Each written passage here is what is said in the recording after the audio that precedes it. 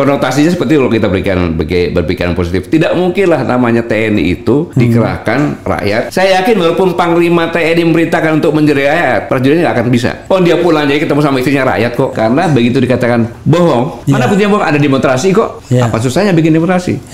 Bu Rocky rumahnya kan dilemparin demonstrasi kan? Itu. Jadi ini adalah undang-undang frustasi.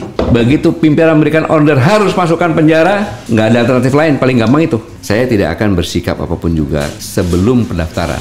I see. Jadi pendaftaran itulah yang akan menjadi momen untuk bersikap. Untuk bersikap. Dan kalau saya sudah bersikap, maka saya harus mengundurkan diri dari Presidium Kepolisian Indonesia. I see.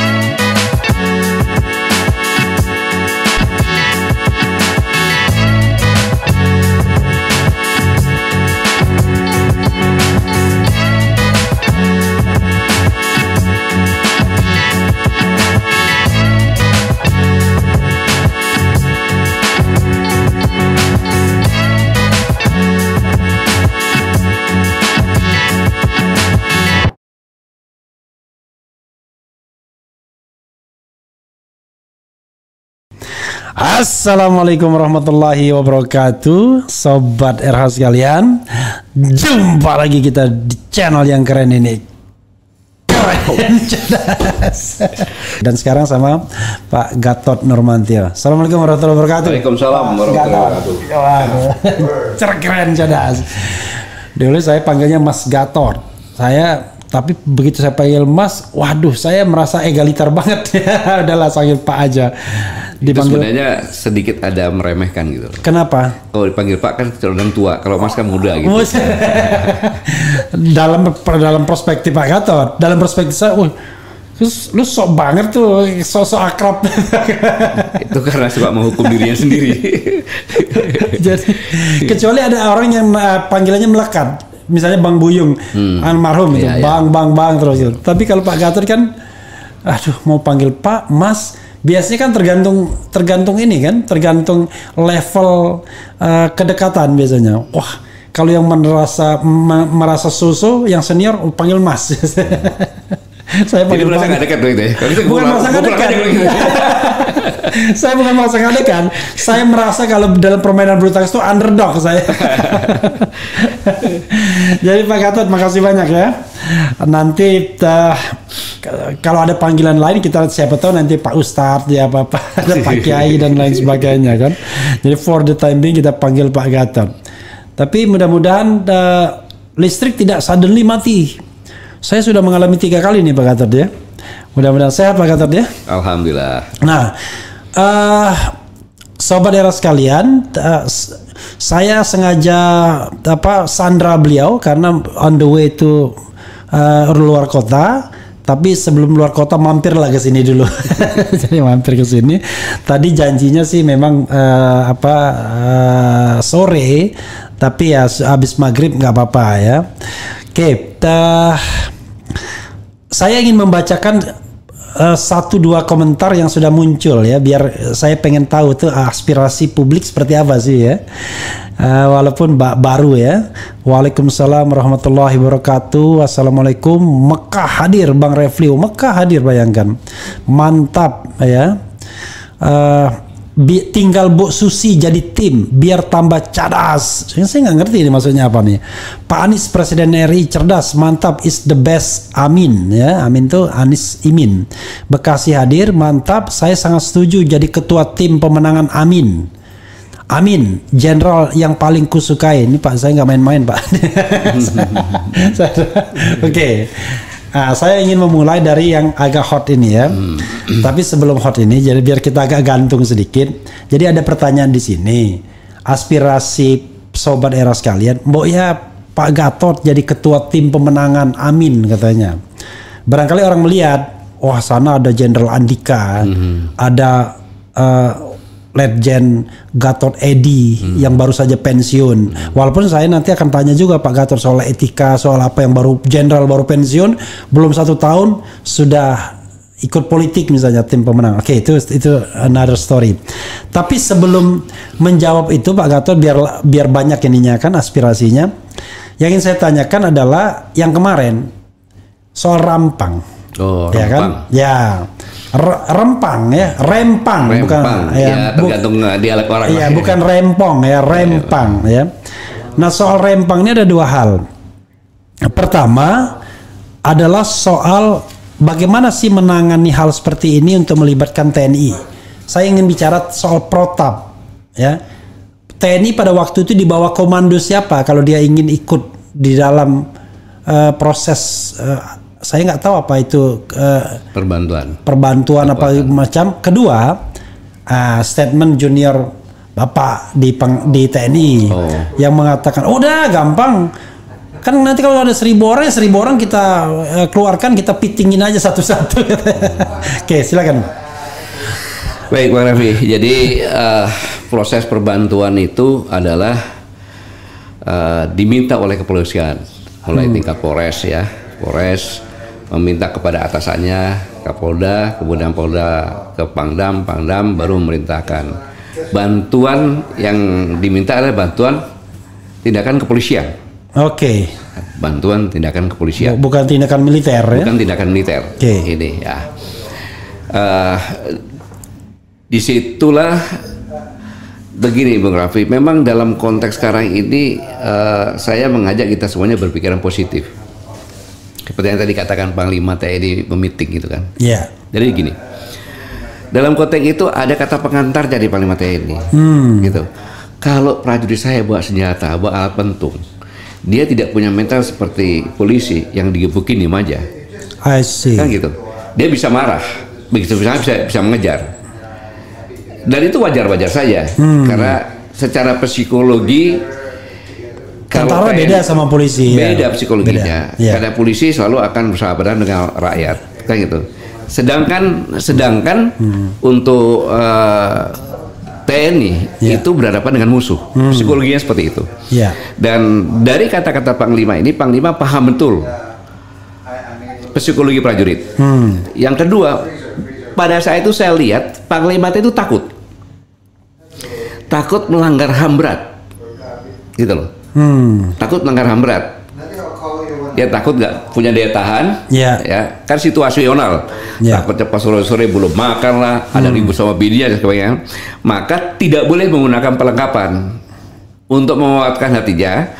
Jadi kalau namanya pitting itu bukan pitting di UAV gitu ya, UAV yang perkelahian bukan. Itu melumpuhkan. Melumpuhkan tanpa mencederai. Kayak gitu. Mukul nggak boleh. Kayak gitu. Nah, disitulah karena dipotong-potong tidak ditanyakan. Yang sangat saya sayangkan, kenapa Pak Kapuspen itu diam saja? Harusnya kan memberikan penjelasan. Terpaksa Panglima juga kan akhirnya beliau minta maaf. Karena memang beliau itu kan besar di Jawa Timur istilahnya. Tak piting kon kok gitu. Iya. Jadi gitu ya. Ya Bang Raffi juga pernah piting-pitingan kok, saya yakin. Iya. Sama istri dalam konsultasinya kan gitu kan. Jadi sama teman pun kadang-kadang gini. Iya, jadi itu melumpuhkan tanpa menyenderai gitu loh. Maka dengan kekuatan banyak itu diharapkan tidak mencederai masyarakat satu persatu untuk melakukan. Jadi konotasinya seperti kalau kita berpikiran positif. Tidak mungkinlah namanya TNI itu dikerahkan rakyat. Saya yakin walaupun Panglima TNI memerintahkan untuk menjerai rakyat, prajuritnya nggak akan bisa. Dia pulang aja ketemu sama istrinya rakyat kok. Gitu. Dan dokternya kan memang rakyat itu adalah ibu kandungnya gitu. Itu sedikit secara saya melihat video yang disampaikan, dan itu kan sebenarnya bukan press release. Tapi beliau sedang memberikan petunjuk ketika ditanya oleh Pangdam, kalau begini bagian apa pengerahnya bagaimana. Ya sudahlah. Ya, kalau menggunakan alat, saya takut nanti begitu dilemparin dia ikut balas ketakutan itulah melanggar HAM itu, maka tanpa menggunakan persenjataan. Tetapi kan ini sudah clear, Panglima TNI sudah menyampaikan mohon maaf. Saya pikir ya selesai lah itu ya. Dan nyatanya juga tidak mengirimkan pasukan ke sana. Nggak ngirim pasukan? Nggak mikirin pasukan dari pusat. Enggak. Jadi pasukan yang terlibat tuh pasukan di mana dia? Jadi kalau itu tingkat Batam, maka pasukannya ada di sekitar situ. Batalionnya ada di situ. Di Batam itu sendiri? Ada. Gitu. Oke, jadi kalau dalam perspektif Pak Gatot, mohon maaf ya, tidak ada pelanggaran TNI ya dalam kasus Rempang itu? Kalau ada kan Komnas HAM sudah, jadi gini, apakah ada TNI di situ yang mencenderai, ya kan, dengan alat, dengan apa? Ya kalau ada, laporkan saja, dan itu akan diproses, gitu. Karena apabila TNI itu melakukan tindakan pidana, kemudian dibiarkan tidak ada proses penyelidikan dan penyidikan, itu pelanggaran HAM, gitu. Tapi kalau sudah diproses adalah tindakan pidana, begitu. Oke. Ya itu secara prosedur formal. Tapi pernyataan Pak Gatot soal Rempang tuh keras juga, ya. Kalau saya lihat misalnya yang pernah dimuat di sini dan cukup banyak viral juga ya, itu Pak Gatot bicara soal semangat bertempur orang-orang sana. Mereka pun bisa mempertahankan haknya ya, seperti ingin perang segala dan lain sebagainya. Itu sebenarnya Pak Gatot melihat apa sih di soal Rempang itu, Pak? Jadi begini, Bu Raffi, yang saya sampaikan itu jangan sampai terjadi amuk Melayu kan gitu kan. Jadi jangan sampai itu terjadi, itu sangat berbahaya sekarang. Gitu. Jadi kalau lihat sekarang ini sebenarnya Bu Raffi, ini kan udah bias yang begitu jauh biasnya gitu. Nah, dalam kondisi ini seperti Bu Raffi sampaikan, bagaimana sih menyelesaikan sebenarnya? Kita harus melihat secara jernih, ya, secara jernih bahwa Rempang itu sebenarnya awalnya kan bukan provinsi Kepri, tapi Riau Daratan kan gitu. Kemudian jadilah daerah otonomi berdasarkan Undang-Undang Nomor 56 tahun 99 gitu. Nah kemudian ada dua daerah situ, yaitu wali kota Batam sendiri dan BP Batam gitu kan. Nah, yang saya akan sampaikan tuh bahwa di Rempang itu ada perda, ya, perda itu nomor 2 tahun 2004 tentang tata ruang tata wilayah Kota Batam. Di situ ada tempat perkampungan tua, ya. Itu diambil perkampungan yang sudah tahun 1970 dari sana, gitu loh. Jadi sebelum ada keputusan bahwa Batam itu daerah khusus untuk industri itu, gitu. Nah, perkampungan tua ini diwujudkan juga dengan ketetapan wali kota dengan nomor keputusan 105 AK 3 2004. Jadi kalau melihat tentang Rempang, yang pertama kali adalah di situ ada perkampungan tua, di mana perkampungan tua ini dilindungi oleh undang-undang, diperkuat oleh undang-undang, baik Undang-Undang Dasar 1945 maupun Undang-Undang agraria, kan gitu. Nah, sehingga itu satu. Yang kedua, Rempang ini kan statusnya adalah HPL. Statusnya kan HPL, kan gitu. Jadi tidak ada sertifikat di situ. HPL itu hak pengusahaan lahan. Hak pengelolaan lahan. Nah, di situ orang bisa menggunakan tempat itu dengan mengajukan, kemudian dia membayar iuran tahunan untuk otoritas Batam. Di luar PBB, dia bayarnya dua dia. Iuran tahunan dia bayar, PBB juga bayar. Nah, itu beda dengan yang perkampungan tua. Nah,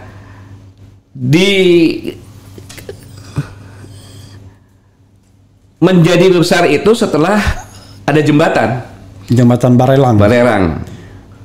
Menjadi punya nilai ekonomis jadi mulai ekonomis. Kemudian Dewi waktu banyaklah orang yang datang ke sana. Ya. Yang datang ke sana. Itu dua poin ya. Satu adalah perkampungan tua. Ya. Satu adalah orang yang tinggal di sana di luar perkampungan tua. Oke. Dua objek ini. Oke. Ya, objek. Nah, ketika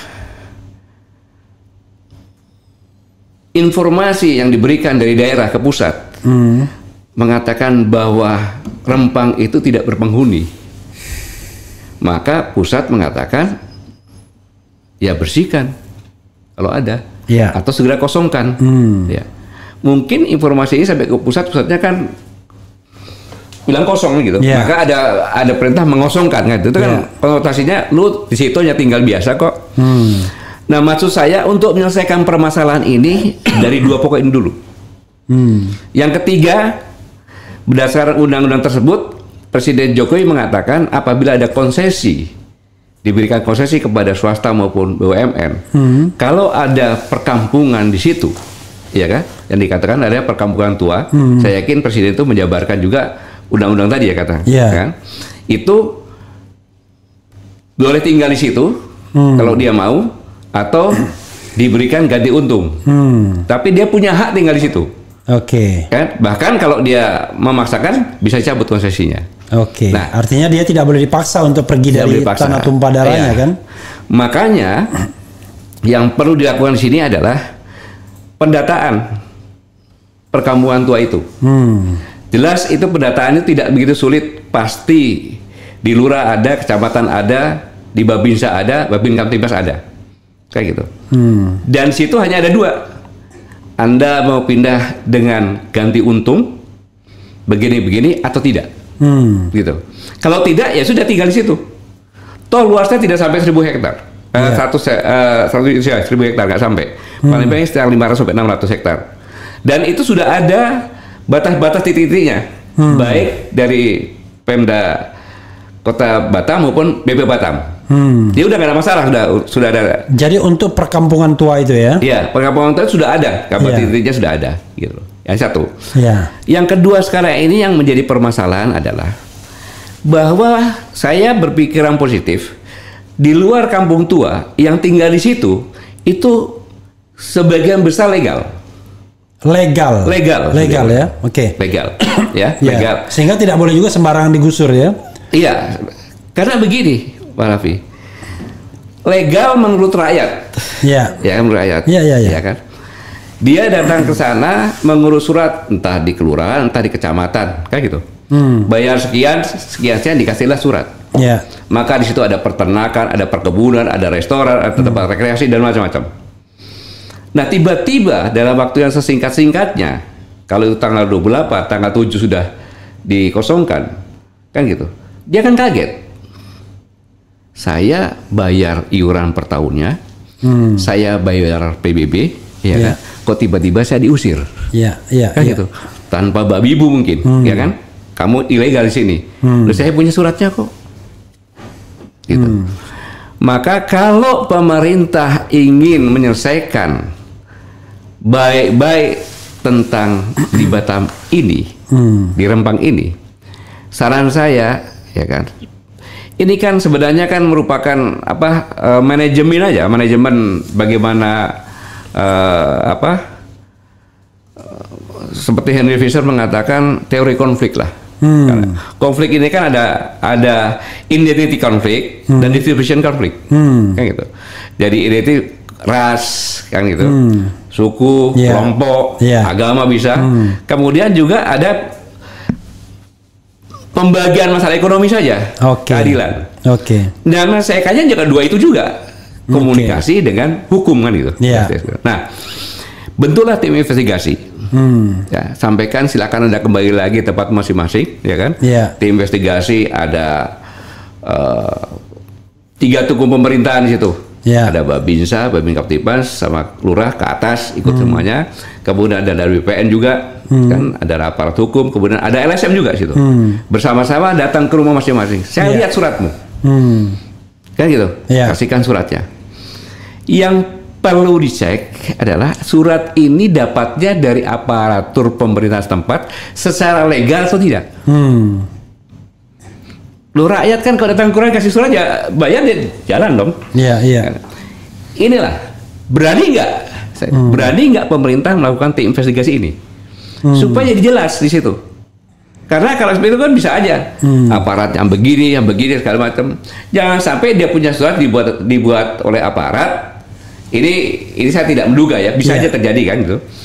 Terus iuran taruhan pun dia yang terima selama ini kan gitu.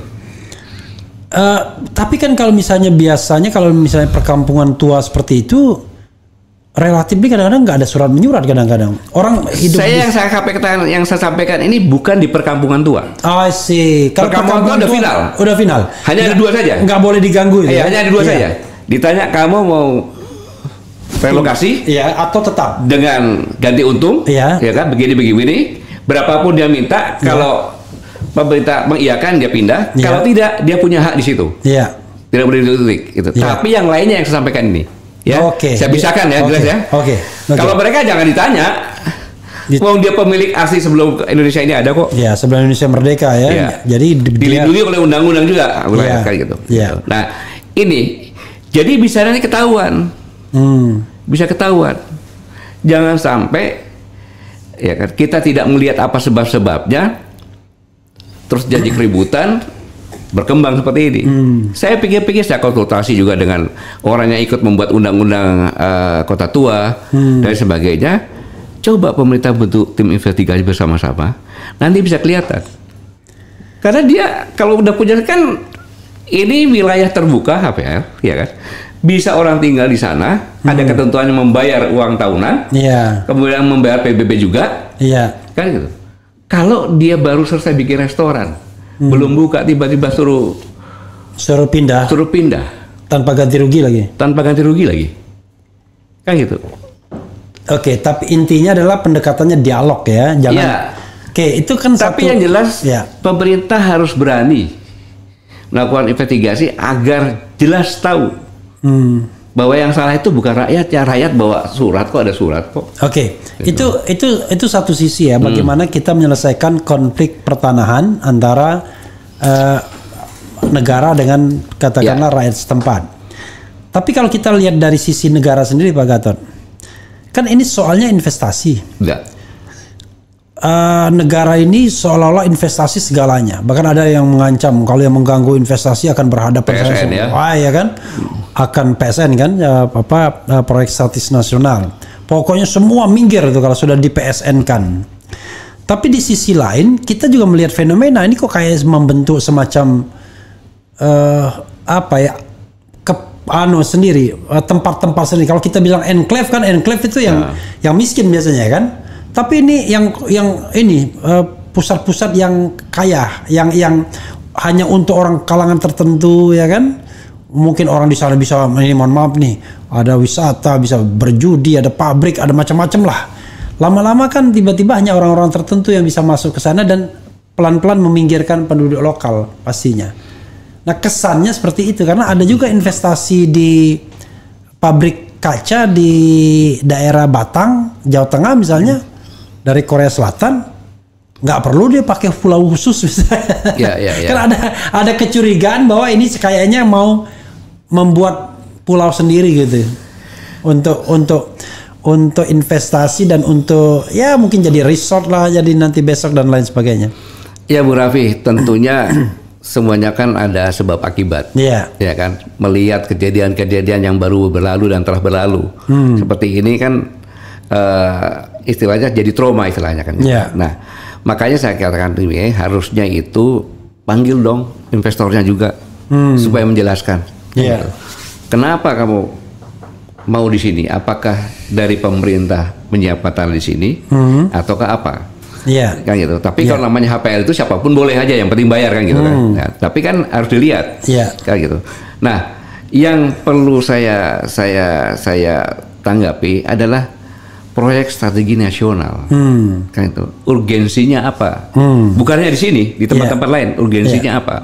Proyek strategi nasional itu, apakah kalau itu proyek tidak ada, Indonesia akan hilang, akan hancur, ekonomi akan jatuh, kan begitu? Sehingga perlu diamankan. Kalau itu terjadi, saya dunga habis, kan gitu. Ya, let's say ini kan pabrik kaca kalau nggak salah. Nah, iya, makanya itu kan gitu. Jadi kira-kira kalau kita nggak berkaca itu hancur negara ini.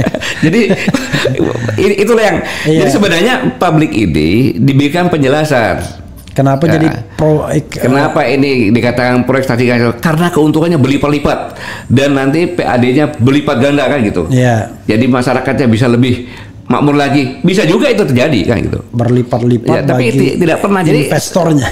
Ya mungkin perlu juga progres seperti ini, tapi diundang semuanya kan, diundang penanam modal saya siapa-siapa saja sih, kita juga tahu kok, kan gitu. Siapa-siapa saja dari sini dan apa misinya dan sebagainya. Harusnya dijelaskan kepada masyarakat dan pemerintah daerah juga harus jelas dong. Jangan sampai BP Batam hanya mengatakan saya mendukung ini tapi nggak jelas. Ini, jadi sesi kali ini adalah sesi Pak Gatot harus menjawab pertanyaan-pertanyaan dari netizen. Wah, di piro. jadi ini saya sudah mengumpulkan banyak pertanyaan, jadi harus dijawab. Itu ini rempang nanti. Jadi ada isu lain tentu.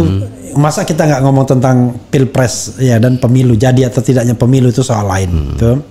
Dan yang ketiga nanti kita bicara tentang banyaknya aktivis kami yang disasar dengan Undang-Undang 1/1946 itu kan menggelisahkan. Itu ini bagian akhir. Nanti bagian kedua kita bicara mengenai pemilunya sendiri.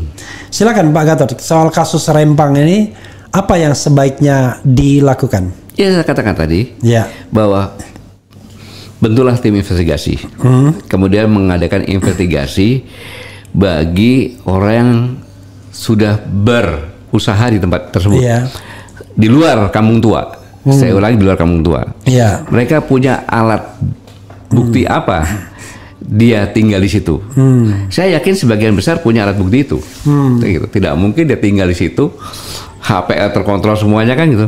Nah, habis itu suratnya ambil, dicek benar nggak di suratnya. Ya itu kan kita bicara tentang legalitas penduduk di sana. Tapi tuntutan masyarakat kan sudah nggak begitu. Tuntutan masyarakat itu cabut proyek itu. Kalau saya lihat misalnya tim investigasi dari 9 NGO itu merekomendasikan pencabutan proyek itu. Jadi cabut proyek PSN itu. Itu yang mereka inginkan justru. Gimana kalau misalnya tuntutan masyarakat justru tidak tuntutan sih tuntutan ya. Tapi kan sebagai pemerintah tidak boleh dong. Langsung tuntutan, Pak, dipenuhi tuntutannya selesai. Penyebab ini kan harus dicek dong. Kan jangan sampai permasalahan ini tidak jelas gitu loh. Ya dicek dulu harusnya. Harus ada tata kelola pemerintahan yang baik ya. Iya, tata kelola, karena ini bisa menjadi jurisprudensi nanti. Akhirnya investor juga tidak pada datang sini kan. Jadi kan pemerintah juga harus jelaskan pada investor, Anda tidak bisa di sini, saya pindahkan tempat yang lain kan gitu. Gitu, tempat yang lain ya kan. Tetapi alasannya kan pasti ditanya. Lu katanya kamu kasih tempat saya di situ, kok suruh pindah hanya karena NGO saja, kan tidak mungkin begitu. Maka pemerintah punya alasan, loh sebenarnya permasalahan yang belum kami selesaikan. Kami minta waktu menyelesaikan. Begitu tidak menyelesaikan, dia pasti pindah tempat yang lainnya. Jadi elegan gitu loh. Bukannya dibiarkan. Masa suatu hal seperti itu dibiarkan, nggak ada kejelasan. Rakyat digusur, begini kan nggak ada kejelasan. Iya dong. Harus istilahnya harus gentleman. Gitu loh. Oke, jadi tetap tata kelola pemerintahan yang baik ya, jadi baik terhadap proyek itu maupun terhadap masyarakatnya ya. Oke, Pak Gatot, saya ingin membacakan beberapa pertanyaan dari sobat RH sekalian. Dan nanti Pak Gatot menghela napas dan harus menjawab ini kelihatan. Karena kalau kita nggak bicara tentang pilpres, orang bilang kita rempang-rempang, ada pilpres juga ya kan, yang bikin rempong ya kan. Tadi itu sudah ya. Bekasi hadir, mantap. Saya sangat setuju jadi ketua tim pemenangan Amin. Amin itu Anies Mohaimin. Kemudian jenderal yang paling kusukai NTB Amin. Pak Gatot cocok, amin, ya kan? Pak Gatot jadi ketua tim pemenangan, amin. Semoga Pak Gatot bisa menjadi Menhan di pemerintahan, amin. Masuk amin itu maksudnya semua amin ya. Kalsel hadir. Assalamualaikum, Jaktim hadir Bang. Sehat selalu Bapak Jenderal tercinta. Waalaikumsalam warahmatullahi wabarakatuh. Assalamualaikum warahmatullahi wabarakatuh. Bekasi hadir. Keren kalau Pak Jenderal Gatot jadi Panglima Perang Anies Gus Imin, amin ya. Kemudian saya bilang amin itu bukan tambahan saya, tapi memang saya membacakan ini ya. Siap menyambut kemenangan, amin. Sumbawa NTB hadir, amin. Amin is the best president 2024. Karanganyar Jawa Tengah hadir. Jadi ketua Baja Amin. Baja Amin itu Badan Pekerja Anies Imin. Kemudian salam buat Pak Gatot, Bang RH. Betul sekali, Bu Susi Pujiastuti juga masuk tim sukses, amin. Kemudian Bogor hadir Bang RH. Semoga Pak Gatot selalu sehat dan semoga Pak Anies jadi RI 1. Setuju banget kalau Pak Gatot jadi ketua pemenangan. Sebenarnya Pak Gatot cocoknya jadi capres. Tapi memang presidensial threshold ini memang membuat slotting terbatas. Pak Gatot cocok tim amin, mantap. Kemudian Papua hadir dukung Pak Gatot jadi tim pemenangan. Yang penting Cak Imin konsisten pada yang sekarang, jangan mencela-menceli lagi, amin. Assalamualaikum warahmatullahi wabarakatuh. Bang Refli, saya sangat setuju sekali jika Pak Gatot jadi tim pemenangan, amin. Pak Gatot ketua pemenangan, amin. Pak Gatot sudah sempurna jadi sipil, ceria dan senyum. Terus di pihak, pakai F lagi dia, pihak rakyat Pak. Bila masuk politik bisa berubah imannya seperti si Anu. Apa lagi nih? Bu Susi Pujiastuti masukin biar tambah solid. Salam nelayan tradisional Pantura Jabar. Assalamualaikum Bang RH. Salam buat Pak Gatot. Harusnya Pak Gatot cawapresnya Pak Mas Anies. Tetapi politik kita tidak memungkinkan. Semoga ada keajaiban dari Yang Maha Kuasa. Kemudian cocok Jenderal Gatot jadi tim sukses. Ini kalau saya bacakan semuanya nadanya kurang lebih sama nih. Nah itu. Nah, sebelum Pak Gatot menjawab pertanyaan itu ya, apa yang Pak Gatot lihat kalau lihat konstelasi politik terakhir? Ada kekhawatiran, masih ada ternyata kekhawatiran pemilu itu nggak jadi gitu. Misalnya interview Bosman Mardigu di salah satu kanal teman itu, ya tetap mengkhawatirkan pemilu 2024 nggak akan berjalan. Sementara kalau tidak salah nanti dicek lagi, pemerintah hanya mempersiapkan untuk satu putaran. Padahal semua survei mengatakan nggak mungkin satu putaran dengan 3 calon. Ini apa-apaan ini? Ya, observasi Pak Gatot gimana? Iya Bang Raffi, saya konsen di Rempang tadi ya. Yeah. Rempang tadi karena Rempang ini sudah meningkat kepada SARA gitu, bukan hanya fungsi ini. Ini salah satu kekhawatiran saya. Gitu. Apabila Rempang ini meledak, ya kemudian aparat dengan rakyat diadu dengan banyak korban, kemudian pemerintah daerah tidak mampu, pemerintah daerah minta bantuan kepada pemerintah pusat dan pemerintah pusat menentukan bahwa harus dilakukan darurat sipil. Apakah pemilu jadi? Oke. Pertanyaannya kan. Nah kita harus jeli itu. Karena dalam mengatasi Rempang ini awal-awal sekarang sudah kondusif lah saya kan. Itu kan seolah kok begitu ya gitu. Begitu yang gini Bang Raffi ya, bahwa pada tahun 1979 tidak jauh, kurang lebih hanya 10 km dari situ. Itu pernah dijadikan tempat pengungsian terbesar di Asia Tenggara. Pengungsi Vietnam. Ya kan? Manusia perahu. Ya, manusia perahu. Ribuan terus itu. Ya. Dan pemerintah menyiapkan penanggungan pemerintah yang lengkap dengan segala fasilitasnya. Gitu. Bayangkan sekarang justru terjadi sebaliknya. Kan gitu. Masyarakat yang diusir. Gitu loh. Jadi yang saya katakan tadi bahwa tidak jauh dari situ, kurang lebih 10 km kan. Itu tahun 1979 sampai dengan kalau nggak salah 94. Itu ada sekitar 46.000 di Pulau Galang. Pemerintah memberikan fasilitas yang sangat lengkap untuk tinggal di situ dan terbesar di Asia Tenggara, kayak gitu. Tapi di tempat yang kurang lebih 10 km tersebut, ya kan, masyarakat asli tempatan di sana mau diusir, direlokasi tanpa disiapkan terlebih dahulu tempat tinggalnya. Lalu seolah menjadikan mereka masyarakat asli tempatan seolah jadi pengungsi di tanah kelahirannya dan tanah luhurnya sendiri. Ini untuk diketahui juga oleh pemerintah bahwa psikologi ini yang sangat memukul perasaan masyarakat Kampung Tua itu. Tapi kan sekarang mudah-mudahan sudah sadar pemerintah dan Kampung Tua tidak diutik-utik, kayak gitu. Nah, dari sinilah saya kan meminta pada itu Pak aparat kepolisian, TNI, hilangkanlah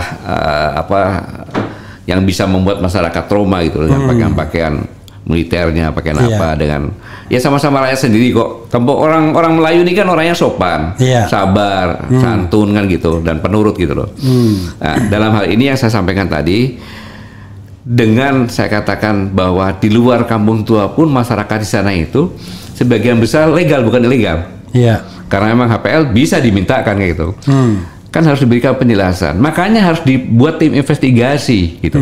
Pemerintah juga harus tegas terhadap siapapun yang terlibat dalam surat menyurat terkait lahan di Pulau Lempang di luar 16 titik itu gitu. Apa dasarnya dari pihak struktural pemerintah walaupun itu sangat tingkat ruah, apakah dia punya kewenangan dan sebagainya. Ini yang harus benar-benar ada kejelasan sehingga lama-lama terbuka gitu loh. Kondisi LSM menentang dan sebagainya kan. Pemerintah sudah punya pesan untuk investor. Ini loh kami belum bisa menyelesaikan karena permasalahan ada seperti ini gitu. Gitu. Itu yang bisa saya sarankan. Kesannya gini, pemerintah itu yang penting investor masuk dulu. Masalah belakangan. Kesannya begitu. Kan namanya proyek strategi nasional, Bung Raffi, itu pasti diistimewakan. Ya kan? Waktu yang diutamakan kayak 1 bulan udah yang penting beres 1 bulan. Emangnya tikus di situ. Belum 1 bulan pun bayangin tanggal 28 tanggal 7 udah gitu kan gitu kan belum boleh dong kecuali tanggal 27 masih ada kan diberi peringatan tanggal sekian. Alangkah indahnya kan sudah diselesaikan semuanya, dicek surat-suratnya semuanya dan sebagainya, baru dia tahu kamu akan Pak, Bapak, Ibu, kapan mau pindah? Saya pindah tanggal 26. Baik. Kenapa Bapak tanya begitu, Pak? Tidak, saya akan nyiapkan mobil untuk pindahan ke tempat sana.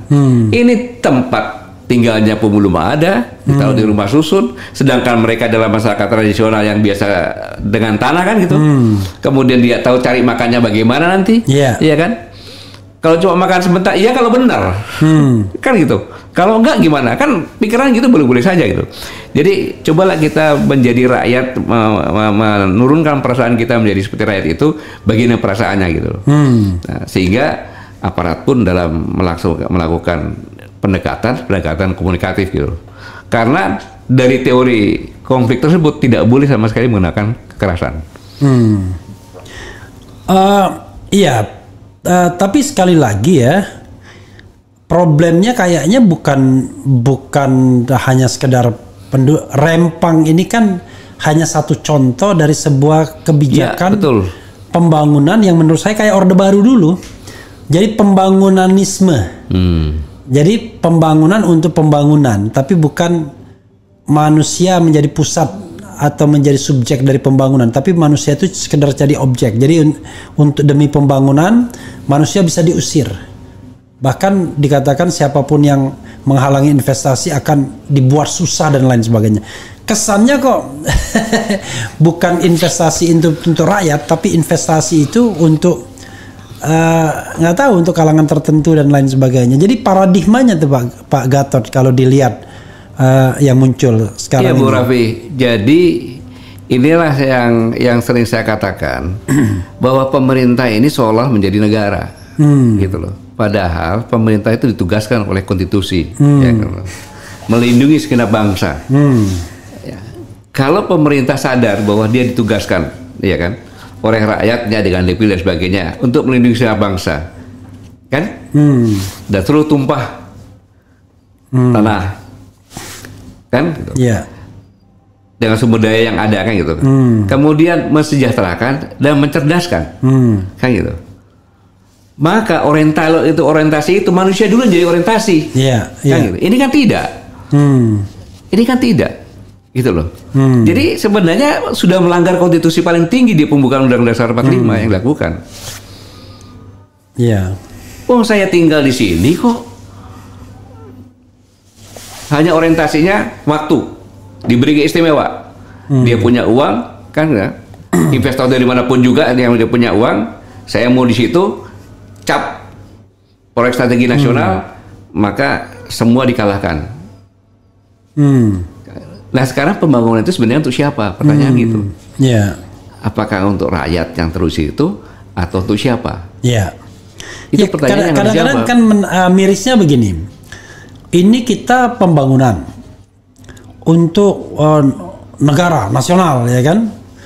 Tapi rakyat setempat itu harus jadi korban. Iya kan sekarang. Makanya saya katakan, cobalah pemerintah terbuka. Kalau ada pembangunan dikomunikasikan, bahwa kita akan bangun ini, keuntungannya begini-begini kan gitu. Saya ini dikasih tahu, kamu ini nanti saya tempatkan di sana. Kenapa tempatkan di sana? Akan ada pemikiran kamu bukan dibuatin. Jadi bukan sekedar rumah saja, tapi dikasih pancing juga di situ gitu. Ini kamu punya penghasilan sekian. Jamin kalau nggak sekian, kamu bisa minta nuntut. Kan enak seperti itu. Ini kan tidak. Ini mau dipakai, ya kan? Kamu harus geser ke sana. Tempatnya ditentukan. Bukan tempatnya dia nyari. Kan harusnya kan saya maunya di sini tidak. Gitu.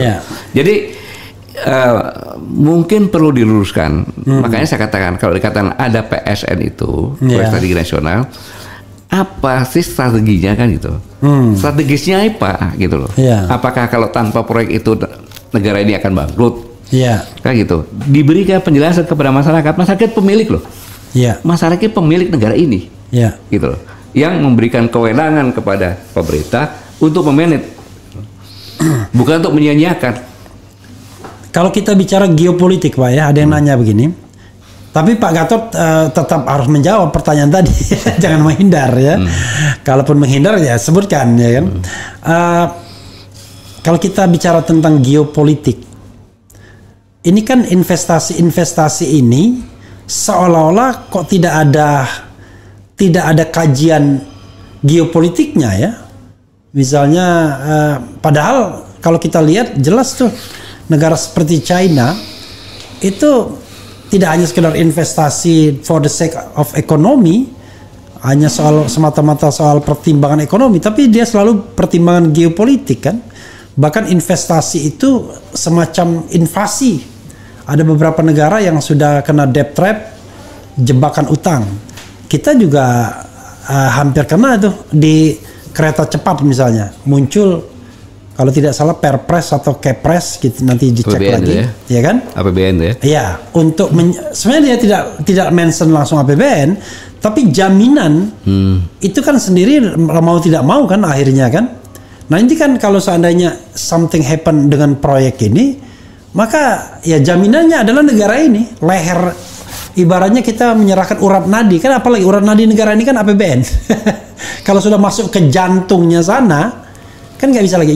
Karena kalau saya ingin Pak, kalau proyek kereta cepat ini kan dulunya dibuat, nih ada 4 BUMN. 4 BUMN itu ada Jasa Marga, ada KAI, ada Wika, ada kemudian PTPN. Nah, 4 ini membentuk PT Pilar Sinergi Bersama. PT Pilar Sinergi Bersama inilah yang kemudian bekerja sama dengan pihak Cina, lalu buat cucunya yaitu KCIC, Kereta Cepat Indonesia Cina. Maksudnya adalah dengan KCIC ini something happen to KCIC, maka yang akan kena cuma PT Pilar Sinergi saja. Tapi kan pihak China tahu ini PT bodong yang nggak ada duitnya, yang cuma menampung uang dari 4 BUMN. Kalau sekarang tidak hanya soal BUMN-nya yang harus memberikan jaminan, langsung masuk kepada kebijakan pemerintahnya. Nah, kalau secara geopolitik Pak ya, misalnya investasi seperti itu, apa iya sih tidak dilihat dari sisi geopolitik, pertahanan dan lain sebagainya? Bikin pabrik kaca di sebuah pulau yang mungkin bisa akan menjadi tempat resort atau untuk deploy sebanyak mungkin tenaga kerja, dan akhirnya pulau itu hilang. Secara de facto, secara de jure masih milik kita, tapi secara de facto sudah bisa milik orang asing jadinya. Gimana Pak? Bung Levi, boleh nggak saya bicara agak panjang? Boleh, Ya, silakan. saya kan dulu pernah menyampaikan di sini. Iya. Kalau saya seorang presiden atau perdana menteri di suatu negara yang luas, penduduk saya sangat banyak, ya kan? Dan saya khawatir sumber daya alam yang ada di tempat saya ini tidak bisa untuk menghidupi rakyat saya ke depan, kan gitu, dan overload. Kebetulan penduduk di negara yang akan saya program ini banyak juga penduduk yang sebangsa dengan saya yang sudah dari sana, gitu kan. Maka yang pertama kali saya dengan cara yang manis, yang saya lakukan adalah dengan modus investasi dan bisnis, yaitu ya pertambangan, kehutanan, perkebunan, perikanan, properti dan lain-lainnya. Itu yang pertama kali saya galakan dulu, kan gitu. Nah kemudian simultan dengan itu, saya akan mengkondisikan negara yang saya jadi sasaran itu, kayak gitu. Saya suap penguasanya, kayak gitu, sampai pusat maupun daerah. Kemudian kendalikan aparat keamanannya, kendalikan aparat keamanannya. Ya kan? Aparat keamanan itu dalam konteks Indonesia, ya, nah aparat keamanannya polisi, kemudian dan lain sebagainya, kayak gitu. Kan, tidak masuk TNI ya? Tidak masuk TNI. Kalau dia bantuan kepolisian, TNI juga. Oke. Kan gitu. Saya penegasannya di situ. Gitu kan. Kemudian, habis itu buat regulasi baru, membeli undang-undang, saya katakan itu. Kalau udah segitu kan gampang gitu beli undang-undang. Saya komisi nggak sampai 100 kok. Partai juga 7 sudah cukup kan gitu. Nah, kemudian rangkul orang-orang saya yang sudah menjadi pengusaha di negara itu. I see. Rangkul semuanya, kemudian saya bentuk booster dong. Kemudian yang pro negara saya boosternya itu, ini baik begini. Baru habis itu saya berkilah bagaimana pun juga dengan imigrasi, Menkumham segala macam udah saya atur sehingga mudahlah, keluarkanlah bebas visa. Ya kan? Maka saya masuk tenaga kerja saya yang memang saya buat regulasi negara saya. Lu kerja di sana, lu balik ganti rugi. Yang besar. Kan gitu. Tapi kalau lu di sana, tinggal di sana dan bisa beranak pinak, lu akan menjadi warga negara kehormatan. Pada bagian ini saya jelaskan lagi tegaskan bahwa mereka yang dideploy ke Indonesia lah langsungnya itu diancam tidak boleh balik. Ke negaranya. Kalau balik ganti rugi besar. Kalau balik balik ganti rugi, tapi kalau nggak balik dapat reward. Kira-kira begitu. Gitu kan? Sehingga dia tidak punya pilihan kecuali dia stay di situ. Nah, dari ini ya kan, saya masuknya macam-macam tahapannya. Ada yang turis lah, kan gitu. Tetapi dalam tenaga kerja itu saya sisipkan para militer.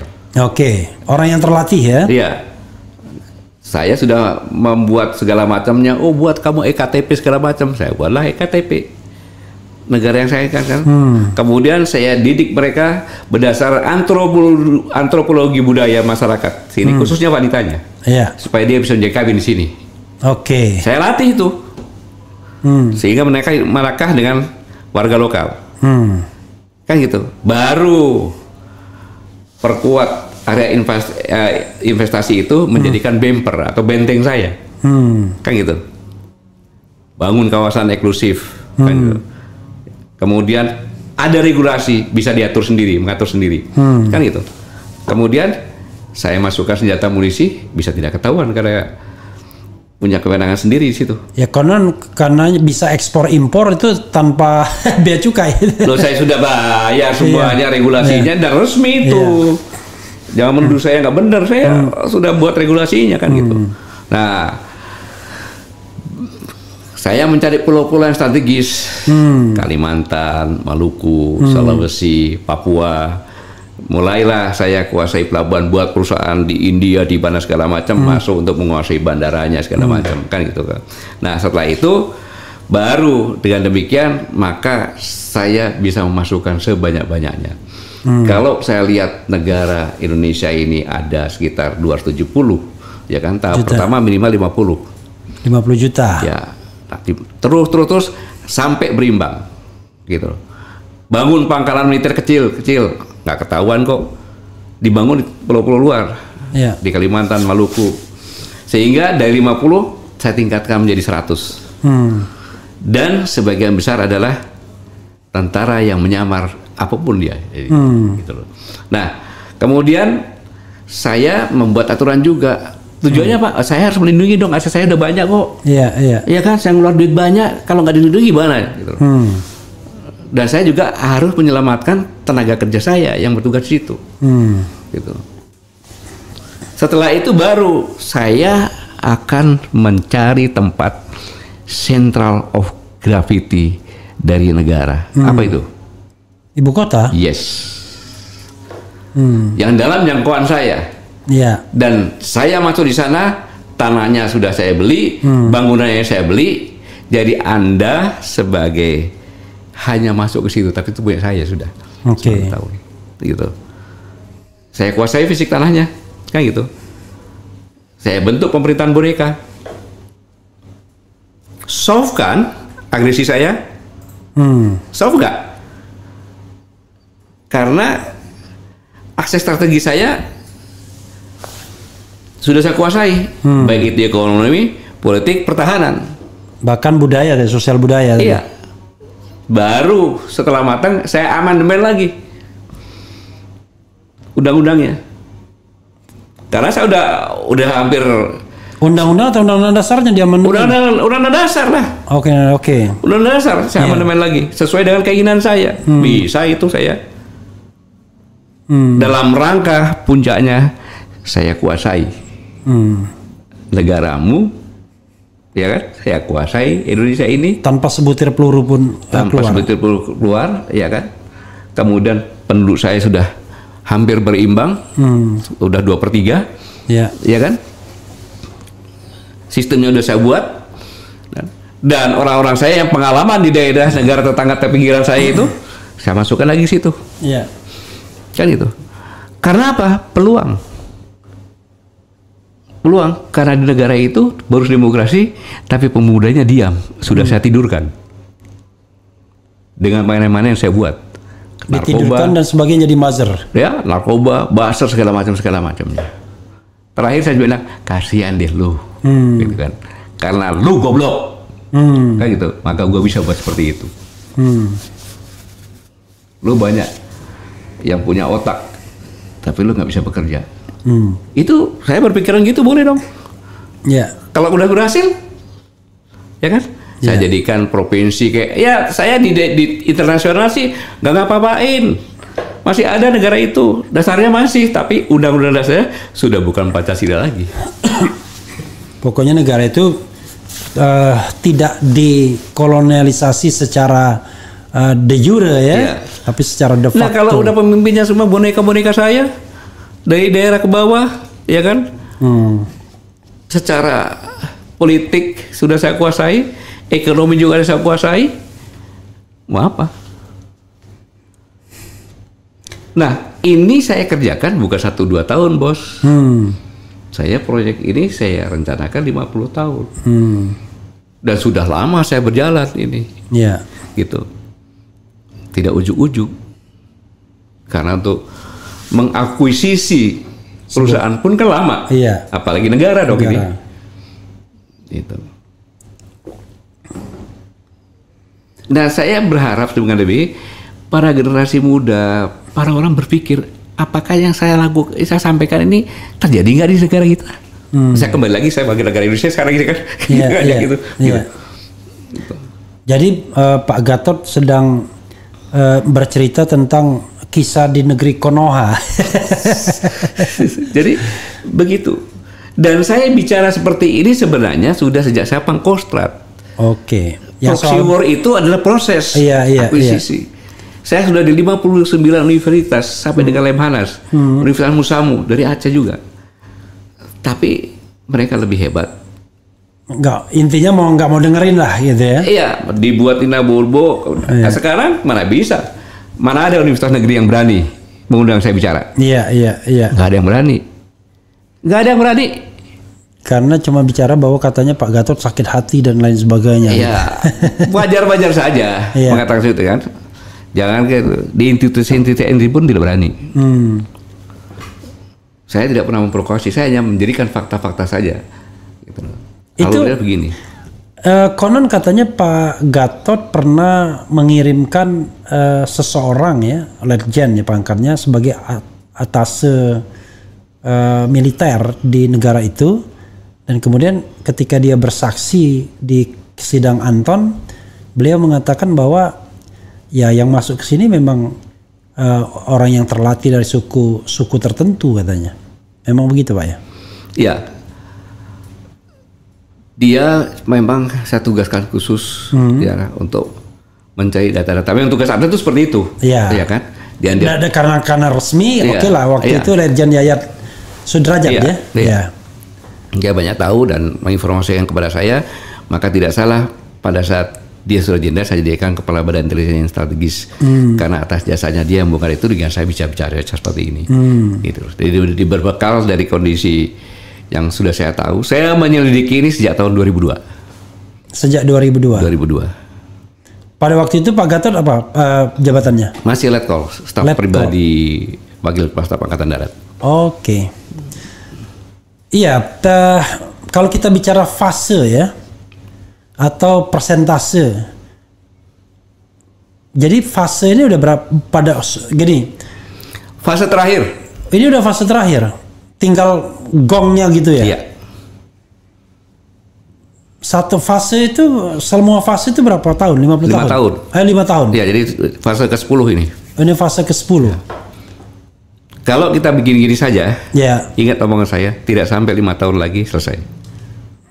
Tidak sampai 5 tahun lagi. Ya paling-paling kalau udah saya, oh benar ya Pak Gatot pernah ngomong gitu, paling gitu aja. Dan kita sedih banget di negara kita kalau begitu ya. Tapi para buzzer akan mengatakan enggak, baik-baik aja. Ada yang mengatakan saya bentuk kok gimana sih? Iya, ada yang mengatakan, ada calon presiden mengatakan, loh kalau dia dipulangkan, apa situ bisa menggantikan? Loh, kok kenapa harus di pertanyaannya begitu? Iya, bahkan ada calon presiden yang mengatakan bahwa memang tenaga kerja dia lebih hebat kan gitu kan? Iya. jadi emang sudah begitunya gitu. Nah saya menyampaikan ini hanya untuk mengingatkan saja. Mari kita melek, mari kita berpikir, mari kita melihat tanda-tanda zaman, kan gitu. Mari kita melihat semuanya yang ada. Apakah yang saya sampaikan itu ucapan jempol atau benar? Saya kadang-kadang ini mohon maaf ya, kan kalau saya ngomong sama Pak Gatot kan tidak marah juga. Saya khawatir ini mohon maaf nih. Kalau kita harus clash misalnya, ya kan? Pernah ada satu video saya yang saya lihat dari video yang saya dapat juga, itu mereka udah siap tuh dari dalam. Jadi kalau clash tuh mereka bisa gebuk kita dari dalam dan dari luar. Ibarat pertarungan ya kan? Mereka di dalam mereka sudah ada di dalam kita. Jadi kalau mereka misalnya berhadapan di luar, begitu kita berhadapan di luar, tiba-tiba di dalam kita udah dari belakang sudah bisa ngebukin juga. Tinggal gebuk aja kan? Iya. Itu dia. Itu yang kondisi yang sangat saya sedihkan itu. Jadi ya saya mau bicara apa lagi ya kalau pantas saja Pak Jenderal tidak niat bicara mengenai menjawab tadi pertanyaan. Apa itu? Tadi pertanyaan netizen di awal-awal tadi memang ada soal yang lebih besar. Oke. Dari soal yang lebih besar, soal yang besar ini, yang walaupun Pak Gatot tadi, Pak Gatot cerita seperti sebuah dongeng aja ya. Tapi it's happened already ya kan. Bahkan Pak Gatot mengatakan ini sudah fase terakhir ya.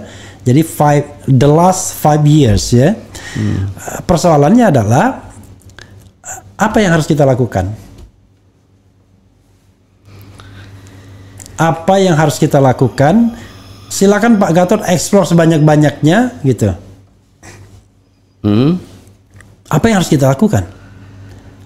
Yang pertama adalah bahwa generasi muda kita ini jangan diam. Oke. Ya, amati semuanya ini. Ya, kemudian mengamati betul.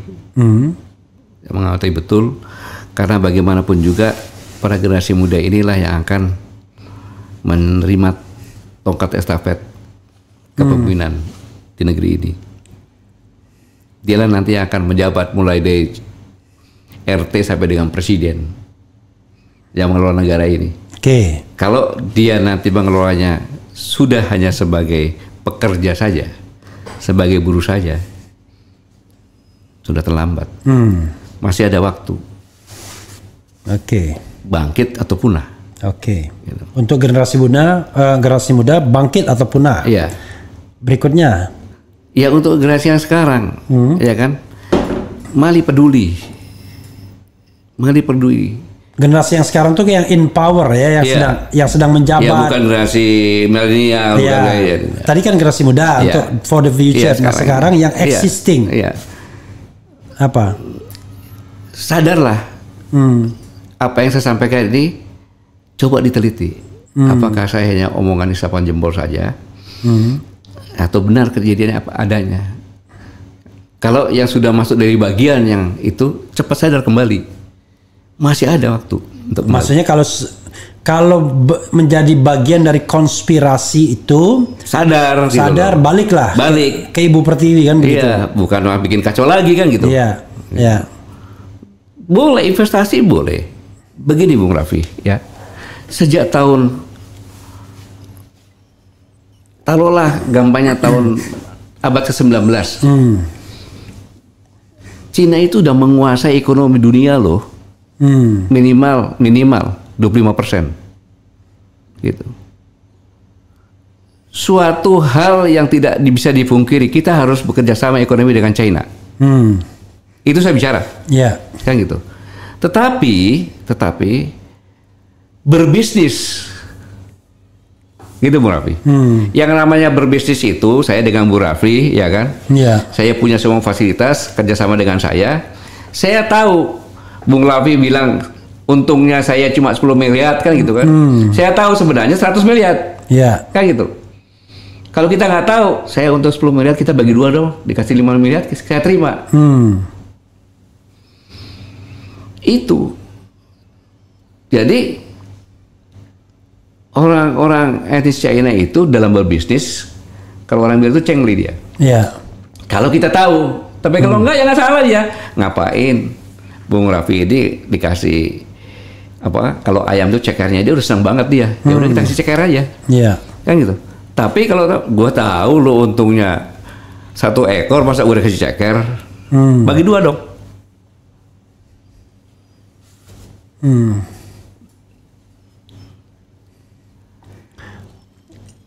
Nah, hal ini dari masing-masing pejabat yang ada dengan strategi mempelajari betul gitu loh. Gitu. Kita lihat aja hutang di bawah tangan gimana kan gitu. Karena ada penelitian. Bangladesh sudah kena jebak, negara lain kena jebakan gitu. Memang latar belakangnya ekonomi memang benar gitu. Tapi ekonomi itu sebagai senjata. Iya. Gitu loh. Itu yang harus sama-sama kita waspadai.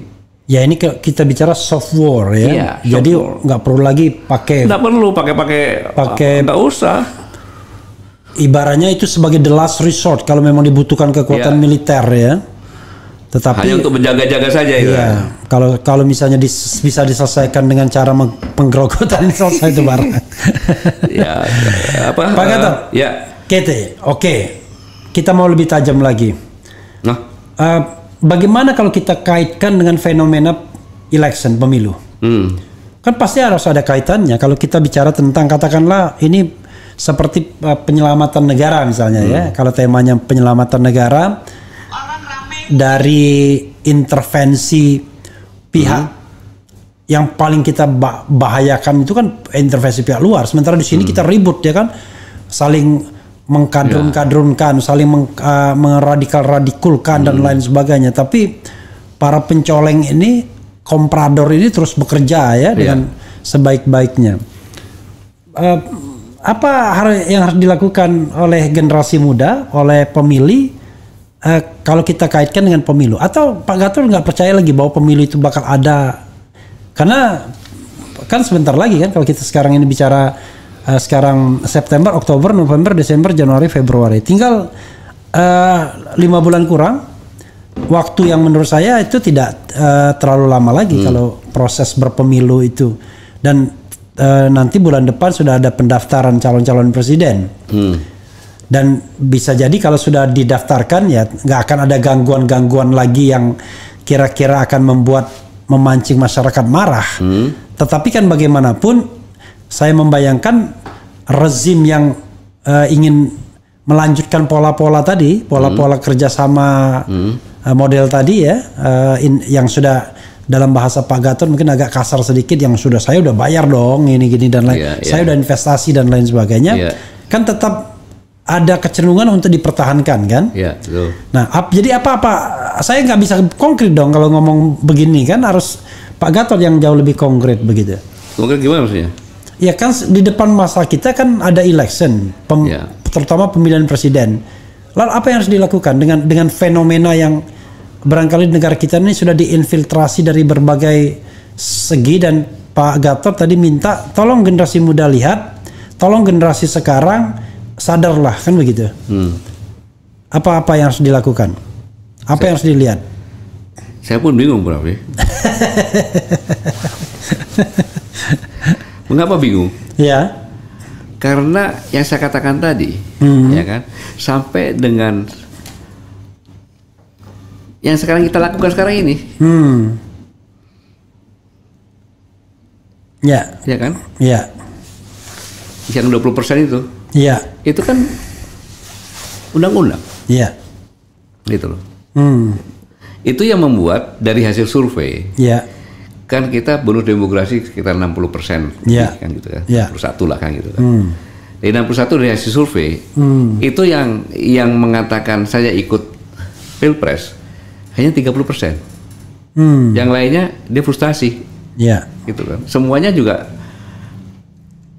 tergantung partainya katanya, bukan petugas partai, partainya saja gitu. Terus mau bagaimana coba? Itu yang sangat dikhawatirkan gitu. Nah, dalam konteks ini jangan diam generasi muda, gitu loh. Walaupun kalau saya tanya kenapa saya nggak milih Om, kenapa sama aja semuanya katanya. Menurut mereka loh itu. Ada saudara saya kemarin ke daerah Bekasi sana di pabrik besi. Ngobrol-ngobrol, ini anak saya Pak, dia barusan lulusan begini. Kamu nanti milih nggak? Nggak Om, kenapa? Siapa yang mau dipilih? Dia bilang gitu. Nah, kalau ini kan masuk jebakan sudah kan gitu. Nah, inilah yang saya sangat disayangkan. Tetapi kita masih punya harapan, ya. Mudah-mudahan nanti pada saat selesai pendaftaran bisa terlihat itu. Gitu. Karena variabelnya masih sangat tinggi. Jadi Pak Gatot nggak mau menjawab ya. Ini banyak tawaran tuh, Pak Gatot diminta menjadi tim sukses, ketua tim Anies Imin. Apa jawaban Pak Gatot? Saya kan cuma meneruskan orang aja. Jadi Bu Raffi kan tahu bahwa saya ini adalah presidium kami. Berapa bulan yang lalu saya nyampaikan bahwa saya sebagai presidium Koalisi Aksi Menyelamatkan Indonesia adalah tugasnya adalah menyelamatkan, menjaga arah bangsa. Gitu. Saya tidak akan bersikap apapun juga sebelum pendaftaran. I see. Jadi pendaftaran itulah yang akan menjadi apa ya? Momen untuk bersikap. Dan kalau saya sudah bersikap, maka saya harus mengundurkan diri dari presidium Koalisi Aksi Menyelamatkan Indonesia. I see. Tunggu saja kalau saya menyatakan dengan ini saya mengundurkan diri dari presidium ya. Saya konsensus begitu. Tidak boleh. namanya presidium berpolitik praktis. Jadi politik itu boleh individual kalau di non presidium kan, tapi untuk presidium kalau dia sudah terjun ke politik ya, maka dia harus mengundurkan diri. Tapi kalau dia anggota biasa ya boleh lah. Nggak ada masalah. Nggak ada masalah kan? Karena saya lihat banyak juga itu anggota-anggota kami yang jadi relawan-relawan gitu. Nggak ada masalah. Oke. Nggak ada masalah, semuanya boleh. Jadi saudara sekalian, ini sudah jelas jawaban Pak Gatot ya. Pak Gatot akan bersikap ketika sudah jelas pendaftaran. Saya jelaskan lagi Pak. Sudah jelas pendaftaran atau sudah jelas pengumuman? Itu beda itu. Ya. Tapi biasanya pendaftaran. Biasanya ya pengumuman nggak ada yang kan nggak belum pernah terjadi. Iya. Ya. Kecuali extraordinary ya, gitu. Misalnya biasanya faktor kesehatan tuh kan karena gini. Setelah pendaftaran itu kan semua persyaratan akan siap kecuali kesehatan. Dan itu pernah terjadi sama Gus Dur dulu waktu dia berpasangan sama Marwah Daud Ibrahim tahun 2004 dia dibatalkan oleh KPU. Iya, gitu. betul. Nah, tapi kalau tidak ada something yang extraordinary, ya barangkali tidak akan ada yang berubah dari yang pendaftaran. Oke. Jadi pendaftaran atau pengumuman, Pak? Pendaftaran ya? Pendaftaran. Oke. Pendaftaran itu artinya setelah pendaftaran ditutup. Iya, setelah pendaftaran ditutup tentunya. Oke, setelah pendaftaran ditutup. Tapi kalau sebelum pendaftaran ditutup, kalau slotnya sudah ketutup ya juga nggak ada gunanya nunggu yang sampai penutupan. Kan misalnya ini 3 calonnya sudah mendaftar semua. Nah, pada hari pertama kan nggak ada gunanya lagi Bapak nunggu sampai hari terakhir 7 hari karena udah 3 calon ini. Oke, udah jelas ya. Oke, ini bagian terakhir kita akan tanya.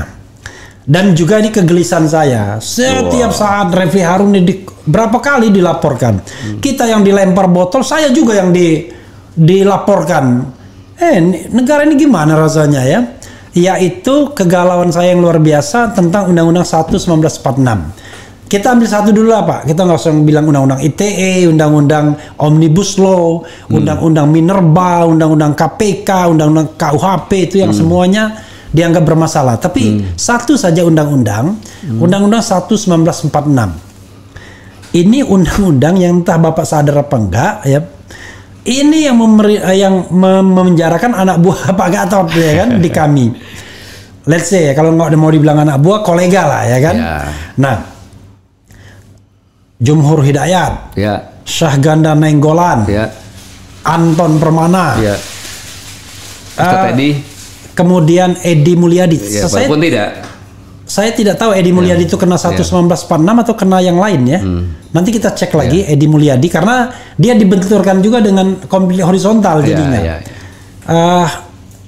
Rocky Gerung juga diutak-atik dengan undang-undang ini.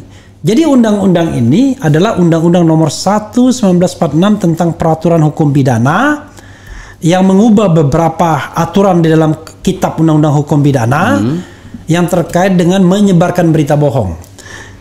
Bukan hanya produsennya saja yang dilaporkan, mereka yang menyebarkan, kan istilah menyebarkan itu kan istilah yang kalau kita by intention, Pak. Misalnya, waduh ini udah jelas berita bohong, kayak kita tahu lah berita bohong, lalu yuk kita sebarkan sama-sama. Kan itu by intention. Tapi ini tiba-tiba Rocky Gerung bikin orasi ilmiah di depan KSPSI, lalu sama KSPSI di live kan, lalu channel Refli Harun ikut menyiarkan. Saya juga yang dilaporkan. Saya bilang lama-lama kita nggak bisa ngapa-ngapain.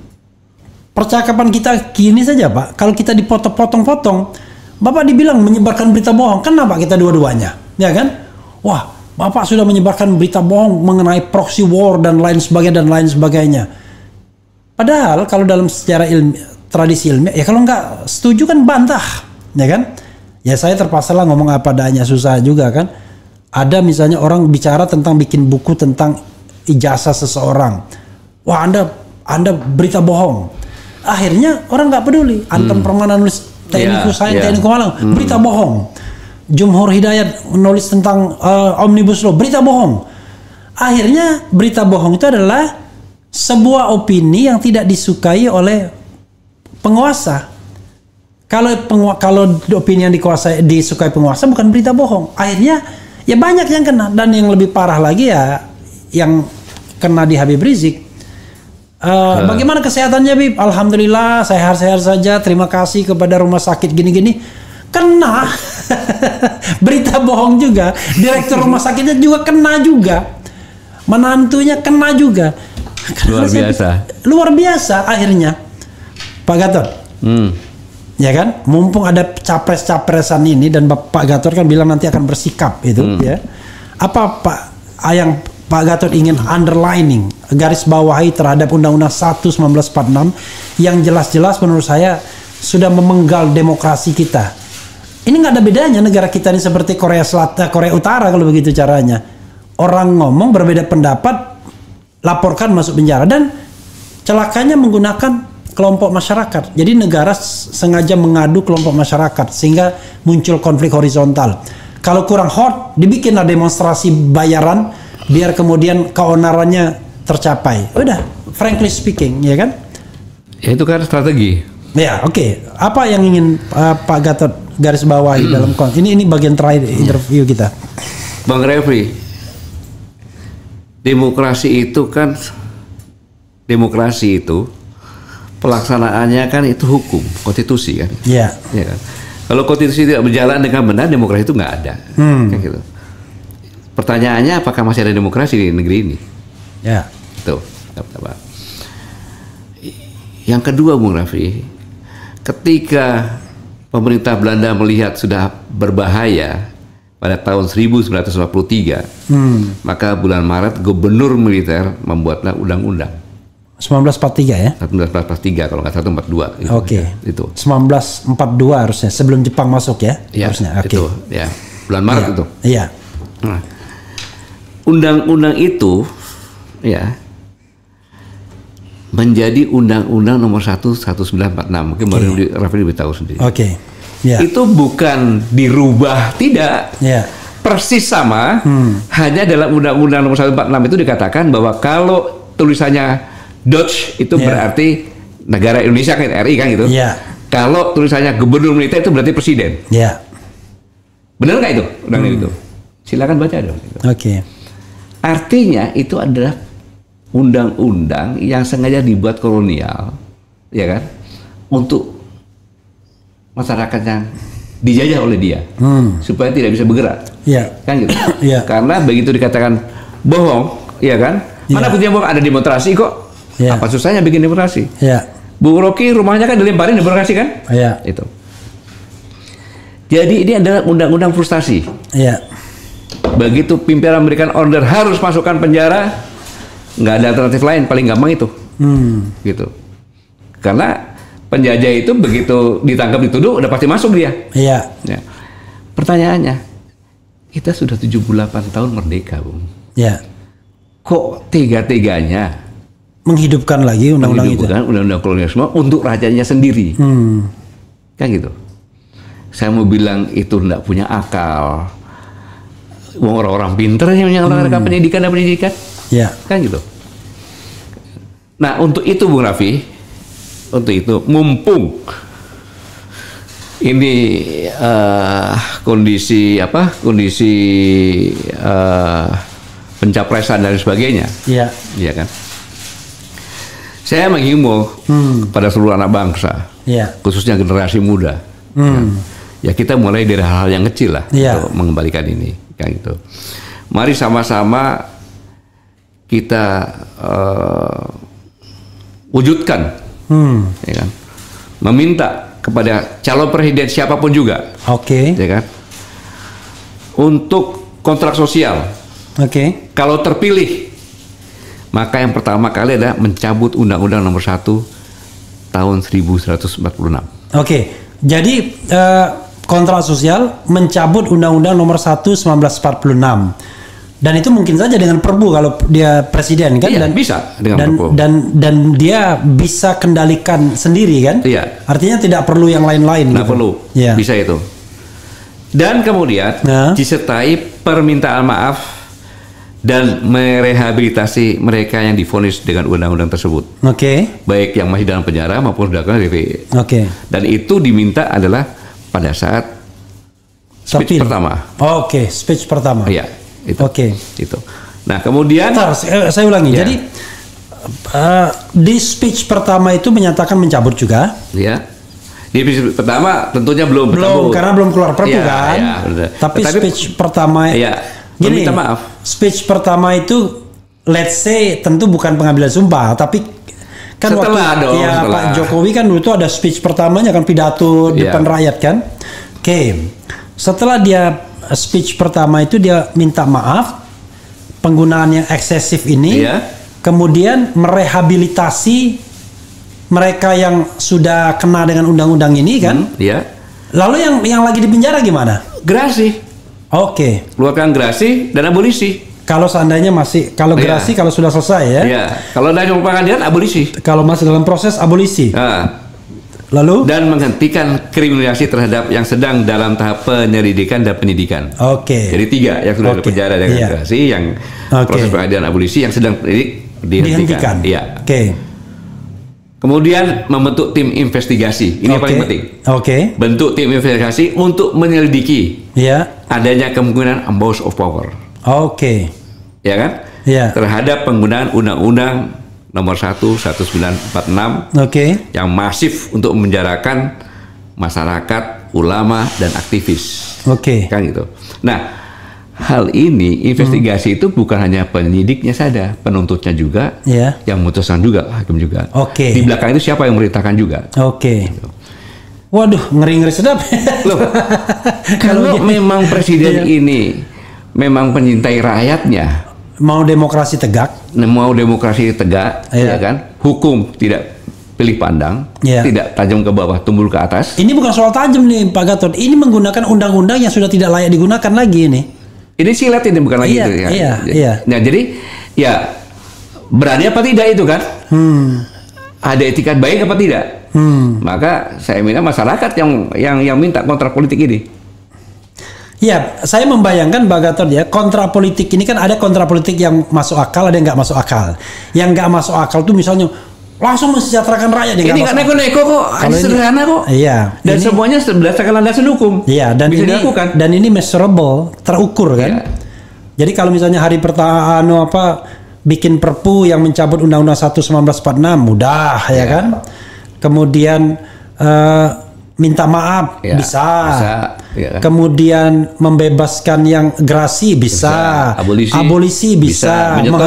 Menyetop penyidikan bisa semua. Bentuk investigasi bisa. Walaupun ini agak berat, bagian ini yang akan berat nanti. Tapi ya harus dilakukan. Kalau misalnya masa kita main lupakan aja masa lalu. Nah, masalahnya kalau nggak diberi pelajaran seperti ini, ya ganti presiden, coba ganti nama doang, nggak berubah apa-apanya. Kan kita kan ingin perubahan semuanya. Dan ini test case. Ya, ini jadi test case. Iya, berani nggak dia melakukan kontak politik? Kalau nggak gitu ya ngapain lagi pilih yang gitu kan? Itu aja gitu. Sudah. Pak Gatot ya. Waduh, ini ngeri-ngeri sedap nih kalau ada yang ini. Minum dulu kalau gitu. Oke, gini. Saya membayangkan ada 2 hal ya, bayangan saya. Oke, 1, 2, 3, 4 tuh barangkali bisa. Next on bisa. Tapi kan kalau kita bicara bentuk tim investigasi itu kan kita bicara tentang ke belakang, masa lalu kan. Dan ini yang ngeri-ngeri sedapnya kan. Artinya yang kejadian sekarang ini masih berlangsung sampai nanti tanggal 20 Oktober 2024. Jangan-jangan masih ada lagi tuh. Mereka-mereka yang diproses dengan undang-undang ini. Saya membayangkan, wah ini kaitannya besar nih dengan aparat nih, mohon maaf. Ya kan biasanya justru kalau kaitannya besar dengan aparat, resistensinya akan kuat sekali tuh Pak. Ya, kalau namanya seorang presiden, kalau namanya seorang presiden, kan gitu. Namanya tim investigasi itu kan bukan harus menghukum, kan? Untuk melihat semuanya. Bahwa membuat presiden, clear masalah ya. Bahwa presiden saya tahu latar belakang begini, yang ngedaikan saya tahu seperti ini. Jangan berbuat lagi. Kan bisa. Kan saya hanya melakukan investigasi.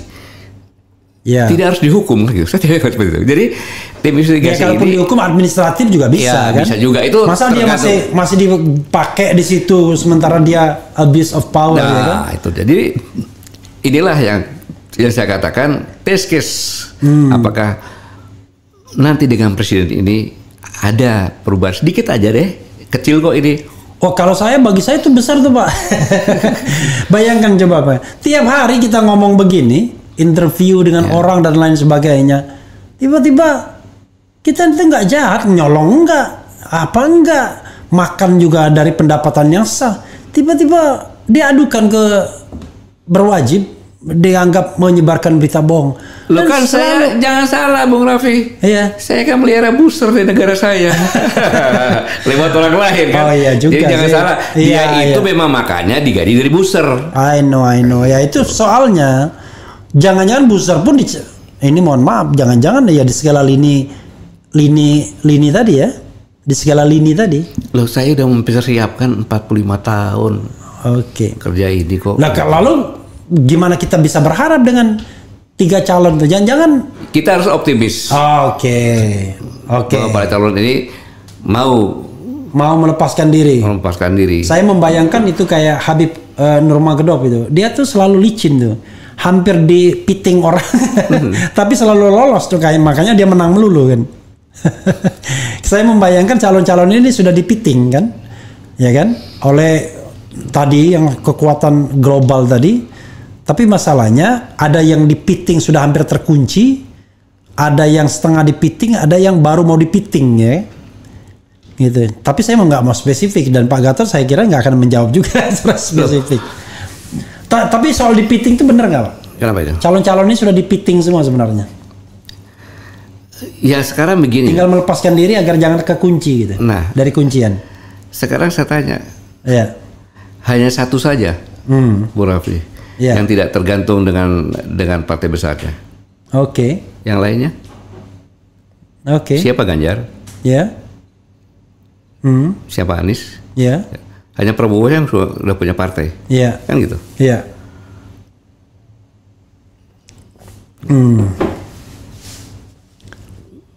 Jadi memang sudah dipilih seolah-olah deh. Seolah-olah kan nggak ada alternatif lain gitu loh. Ya. Kan seharusnya logika berpikir politik. Ya. Yang mencalonkan itulah ketua-ketua partai dong. Iya dong. Ya. Kalau ketua-ketua partai nyalon kan keren kan semuanya kayak gitu. Iya. Ya tapi ini kan tidak diwajibkan. Ya tidak diwajibkan maksud saya. Tapi pertanyaannya adalah ketua partai pun ya bisa juga berkolaborasi dengan kekuasaan yang ada. Betul, maksud saya. Kalau tidak ketua menunjukkan kadernya, seperti Ganjar itu kan. Yeah. Jadi kalau partai, ini bukan saya, tapi secara logika berpikir ke partai ya, kan gitu. Bahwa PDI Perjuangan, dia mencalonkan kadernya, itu kan harusnya seperti itu gitu. Yeah. Gitu. Karena dia memang partai pemenang, istilahnya bisa mencalonkan tanpa kawan dari manapun juga. Yeah. Gitu. Ini kan dari kondisi seperti ini kan, apakah itu alamiah? Kan tidak. Kan didesain seperti ini. Jadi segala ini udah saya desain, jangan salah Bang. Tapi kalau kita bicara mengenai memang sudah didesain ya. Tapi kalau saya bicara yang hakikat sistem presidensial yang benar itu nggak ada kaitannya antara partai politik dengan calon. Dalam sistem pemerintahan presidensial itu calon itu bisa dari 2 jalur. Jalur partai politik, bisa jalur independen, dan nggak ada kaitannya misalnya. Sekarang presiden sekarang bisa independen? Nah itulah masalahnya. Iya. Makanya saya katakan, artinya sebenarnya nggak ada kaitannya dengan partai politik. Dia mau menang mau kagak itu parliamentary election, ya kan? Itu pemilihan parlemen. Tapi presidential election itu punya ininya sendiri. Makanya dulu misalnya. Kalau itu normal. Iya. Tapi kan ada saya yang desain ini, yang tadi itu. Gitu. Ya makanya saya katakan, kalau dalam konteks seperti ini, jangan-jangan sudah dipiting semua nih. Iya itu sudah dipiting semua. Cuma bedanya ada yang punya partai, ada yang enggak. Ya kan begitu. Gitu. Nah sekarang pertanyaannya adalah, siapa yang bisa melepaskan diri dari pitingan kan begitu? Gitu. Jangan sampai kemudian pura-pura bisa lepas dari pitingan, ternyata dia dipiting juga. Tapi oke lah ya. Anyway, nanti kita coba lihat. Oke. Tapi saya nggak mau bacakan ini. Jadi akhirnya saya tidak mau bacakan preferensi karena di sini ada beberapa yang mengklaim wah ini adalah komitmen dan lain sebagainya. Karena Pak Gatot sudah memberikan semacam katakanlah batas garis ya benchmark bahwa kontrak politik itu bisa nggak dipenuhi oleh calon presiden ini kan. Siapa yang berani secara nyata dan ceto welo-welo gitu ya, berani mengatakan berapa hal tadi ya, pokoknya tadi satu menghapuskan, satu berarti, dua minta maaf, tiga kasih minta maaf dan rehabilitasi ya itu kan satu kesatuan, tiga minta kasih gerasi dan abolisi. Empat penghentian penyidikan, lima berarti lima pembentukan tim investigasi. Nah, berani nggak melakukan 5 hal ini yang terkait dengan Undang-Undang 1 1946? Itu baru pernyataan saya tidak mewakili seluruh masyarakat. Maka harus dibuatlah di sini survei. Siapa yang mau sampai saya gitu. Jadi kontrak itu kontrak sosial, bukan kontrak sama Gatot gitu loh. Gampang. Nanti saya bikin langsung ya. Apakah Anda setuju ya kan? Coba saya langsung bikin Pak. Saya langsung bikin pollingnya ya kan? Minimal kan kita ada dasar polling ya Pak. Jangan sampai kemudian kita ngomong tapi kalau pollingnya 100.000 kan mining juga kan? Nah, coba misalnya saya bikin polling. Pollingnya adalah apakah Anda setuju kontrak politik calon kontak capres adalah menghapuskan Undang-Undang nomor 1946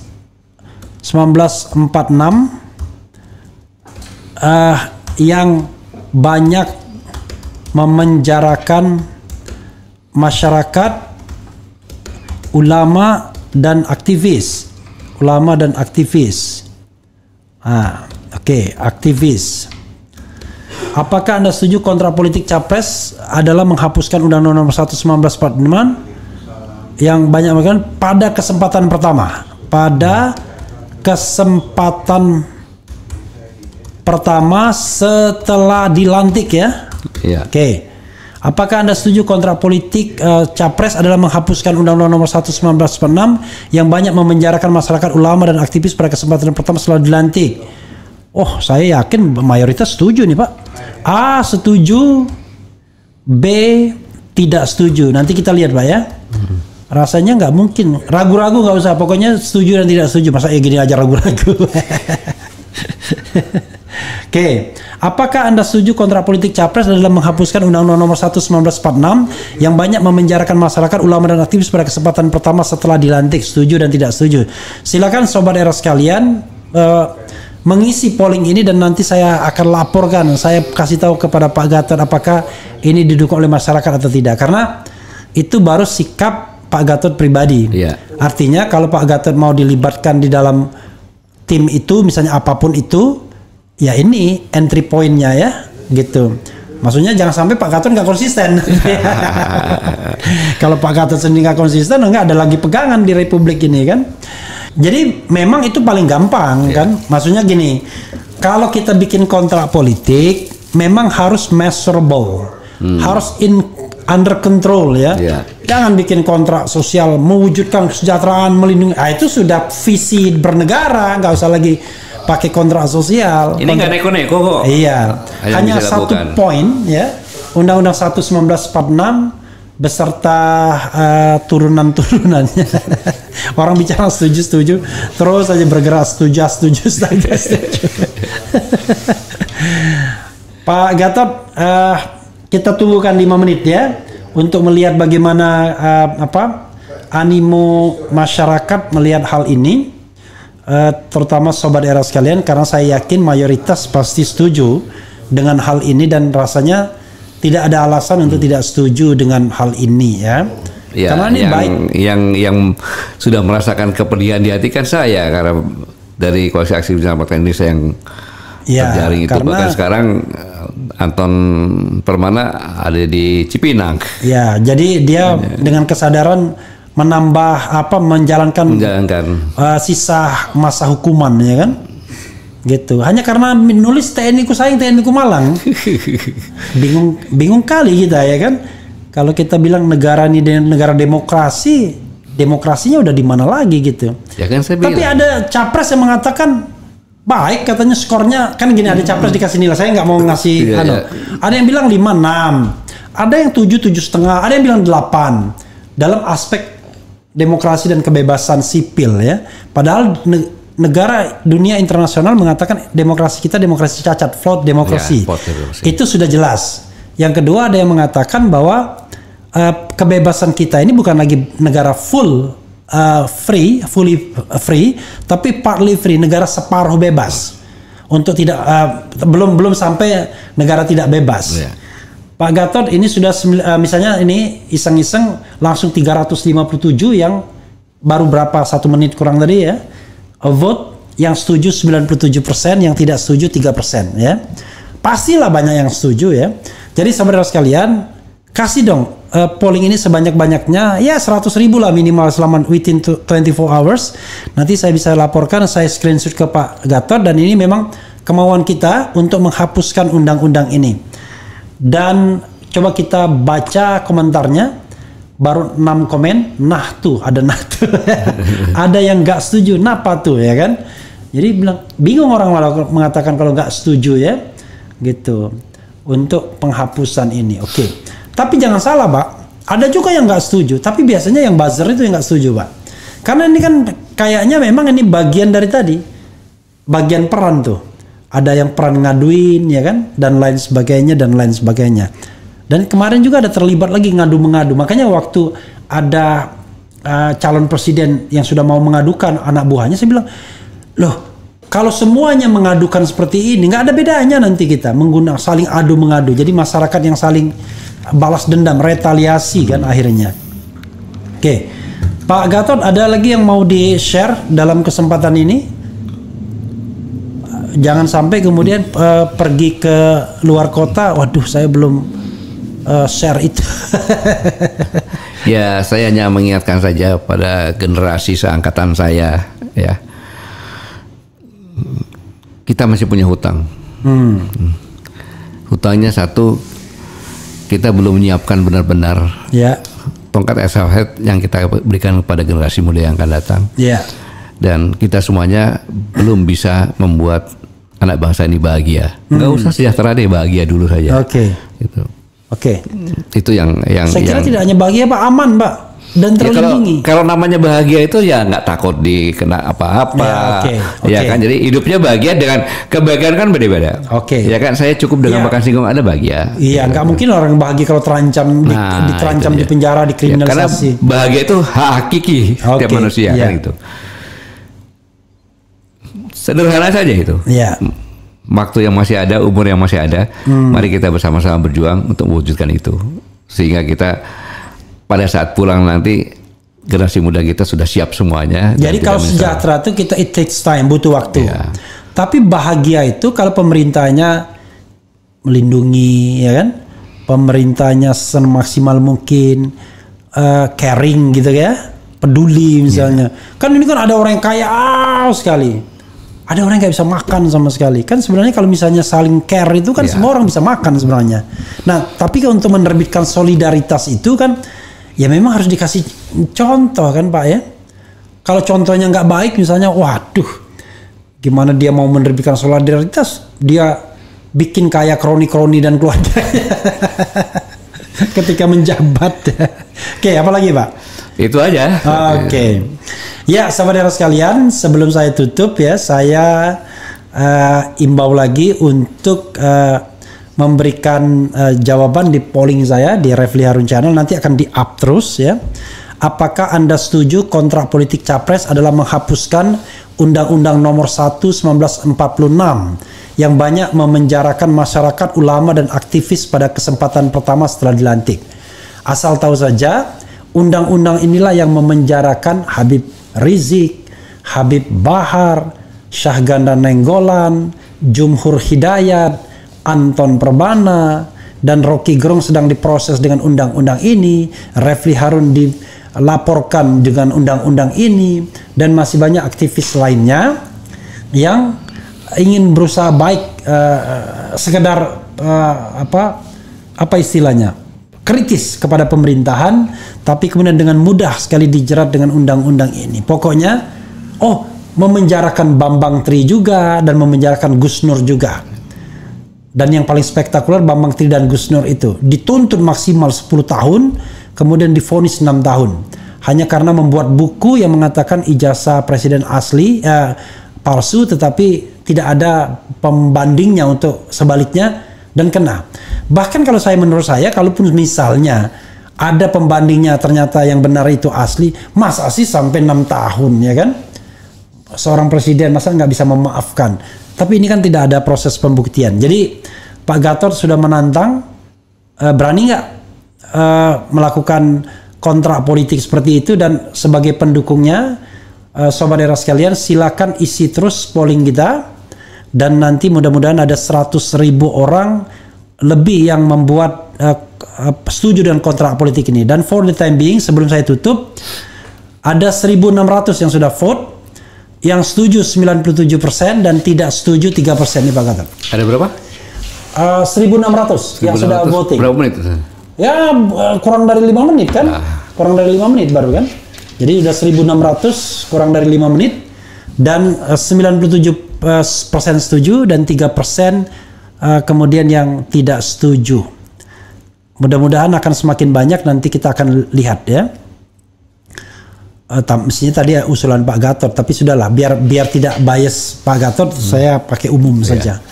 Silakan Pak Gatot, closing statement terakhir mungkin kepada pemirsa sobat era sekalian, mau bilang selamat sampai tujuan dan lain sebagainya. Silakan Pak. Closing. Kan udah tadi closing. Ya, siapa tahu lah nyapa-nyapa sedikit Pak. Saudara-saudara di Raffi Harun Channel, kalau memang apa yang ada itu bagus untuk rekan-rekan semua, saudara kita mengetahui, kita hanya berjuang dengan ibu jari. Lakukan baik siang, malam, sebelum tidur, kepada siapapun juga. Sehingga ini merupakan edukasi. Dan itulah perjuangan yang paling ringan sebenarnya, tapi paling sulit dilakukan.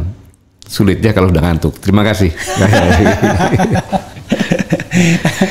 Rupanya beliau ini jangan-jangan seharian penuh acara ya kan. Refli Harun minum kopi makin hot, beliau makin ngantuk. Ya saudara sekalian, itu tadi dengan Jenderal Purnawirawan Gatot Nurmantio. Kalau masih ingat ya, kadang-kadang ada juga generasi, saya punya pegawai baru masih 19 tahun berfoto sama Pak Gatot, dia nggak kenal. Siapa katanya, malu 19 tahun dia. Berarti Pak Gatot pensiun 2017, 6 tahun yang lalu ya. 6 tahun yang lalu dia masih 13 tahun. Dan masih di daerah sana. Oke. Mudah-mudahan percakapan ini bermanfaat, dan jangan lupa kontrak politik tadi, hapus Undang-Undang 1 1946. Malu kita sebagai negara demokrasi kalau masih memelihara undang-undang peninggalan kolonial tersebut yang jelas-jelas digunakan untuk memenjarakan para aktivis, para pejuang Republik Indonesia. Wassalamualaikum warahmatullahi wabarakatuh. Waalaikumsalam warahmatullahi wabarakatuh. Cadas.